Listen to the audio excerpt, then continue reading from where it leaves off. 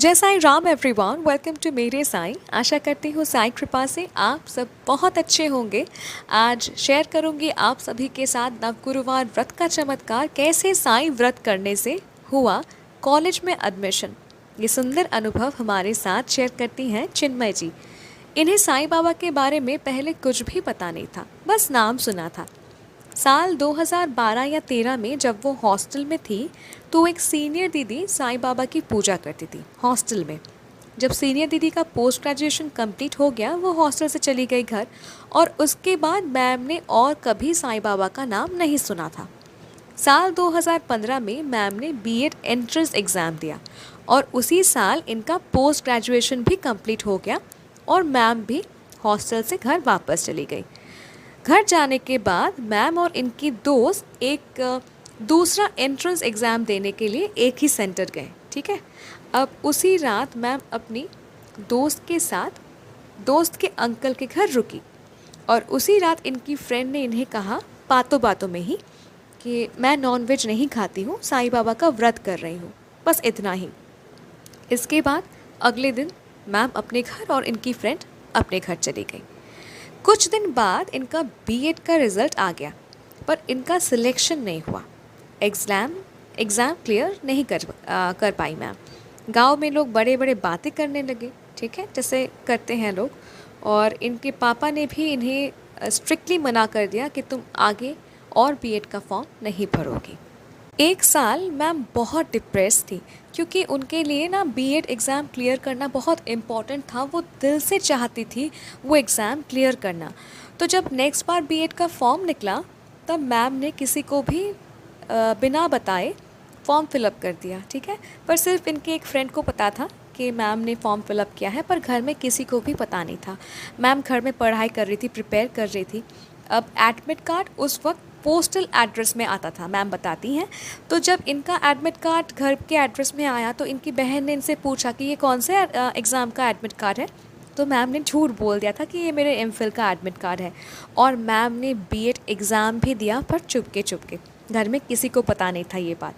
अब एक बुधवार का दिन था और अचानक से मैम को लगा कि वो 5 गुरुवार का व्रत रखेंगी, ठीक है, नव गुरुवार का नहीं, 5 गुरुवार का व्रत रखेंगी।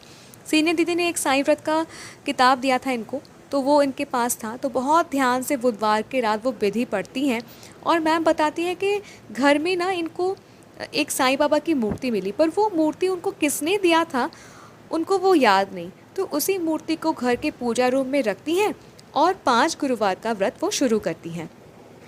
5 गुरुवार व्रत रखने के दौरान बाबा इन्हें स्वप्न दर्शन देते हैं, कुछ कहते भी हैं इन्हें स्वप्न में, पर मैम को याद नहीं है। ऐसा होता है मेरे साथ भी हुआ, बाबा ने आके इतनी सारी बातें की और मैं बाबा को देखने में इतनी मगन थी कि बाबा ने क्या कहा मुझे खुद याद ही नहीं है।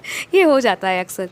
इस बार मैम को दृढ़ विश्वास था कि इस बार इनका बीएड एग्ज़ाम क्लियर होगा ही होगा, कोई नहीं रोक सकता। इतना विश्वास था साईं पे और खुद पे, ठीक है, क्योंकि मैम ने भी बहुत मेहनत की थी इस बार। फिर नवगुरुवार का व्रत भी समाप्त हुआ, रिज़ल्ट डिक्लेयर हुआ, पर फर्स्ट सिलेक्शन में इनका नहीं हुआ।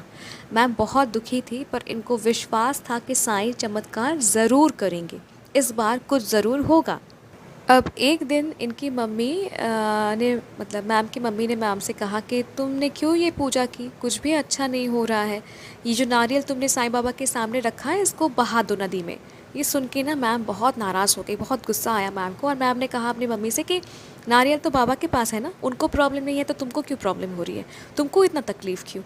एक्चुअली इनके घर में सब जानते थे कि मैम बाबा की पूजा करती हैं, पर किसी को पता नहीं था कि मैम ने 5 गुरुवार का व्रत रखा था, और वो नारियल संकल्प का नारियल था, ठीक है। रोती और बाबा से रोज़ कहती कि बाबा कुछ कीजिए, मेरा सेकंड सिलेक्शन में हो जाना चाहिए, मुझे क्वालिफाई करना है एग्ज़ाम। अब एक शाम इनका और इनके फैमिली का इनविटेशन था किसी रिलेटिव के घर। मैम अपने फैमिली के साथ वहाँ जा नहीं सकी, तो रिलेटिव ने क्या किया ना, मैम के फैमिली के लिए ढेर सारा खाना उनके घर भेज दिया, और उसी शाम मैम का सेकंड सिलेक्शन का रिज़ल्ट आया। मैम चेक करती हैं रिज़ल्ट को, और उनका सिलेक्शन हो चुका था, एग्ज़ाम क्वालिफाई कर चुकी थी मैम। अब घर में जब सबको पता चला ये बात कि मैम ने सीक्रेटली बीएड का एग्ज़ाम दिया है और वो एग्ज़ाम क्वालिफाई कर चुकी हैं, सब बहुत खुश थे। घर में खुशी का माहौल था। मैम बताती हैं कि उनके रिलेटिव ने जो ढेर सारा खाना भेजा था ना इनके घर, खाना तो ढेर सारा था पर मैम का पेट खुशी से इतना भर चुका था कि उस रात मैम ने खाना भी नहीं खाया। इनकी मेहनत और साईं कृपा से, साईं व्रत के महिमा से इनका सिलेक्शन भोपाल में हुआ और इनको हॉस्टल फैसिलिटी भी मिला। आप सोच रहे होंगे कि इसमें कौन सी बड़ी बात है, हॉस्टल फैसिलिटी मिल गया। इनका मतलब इनकी एक फ्रेंड है, उनका भी सिलेक्शन हुआ था, पर उनको ना हॉस्टल फैसिलिटी नहीं मिला था। मैम बताती है कि इनका तब फिनेंशियल मतलब स्टेटस उतना भी अच्छा नहीं था। फिनेंशियल स्टेटस नहीं कहूँगी, मतलब फिनेंशियली वो इतना अफोर्ड नहीं करते थे कि बाहर में पीजी में रहे। ठीक है, हो जाता है कभी कभी ऐसा। तो साईं कृपा से इनको हॉस्टल फैसिलिटी भी मिला। ठीक है, और मैम को विश्वास हो गया कि साईं सबकी सुनते हैं, बस विश्वास और धैर्य रखना चाहिए। मैम थैंक यू, आपको बहुत बहुत थैंक यू, इतना प्यारा सा अनुभव हम सभी के साथ शेयर करने के लिए। मैं आप सभी को इसलिए कहती हूँ कि अपना अनुभव शेयर कीजिए, प्रचार कीजिए साईं महिमा। आपको पता नहीं कि आपके अनुभव से किसी को प्रेरणा मिल जाए, आपके अनुभव के माध्यम से साईं किसी के जीवन में प्रवेश करें। ठीक है, तो प्रचार कीजिए साईं महिमा। और अगर ये अनुभव अच्छा लगा तो लाइक कीजिए, शेयर कीजिए, प्रचार कीजिए साईं महिमा।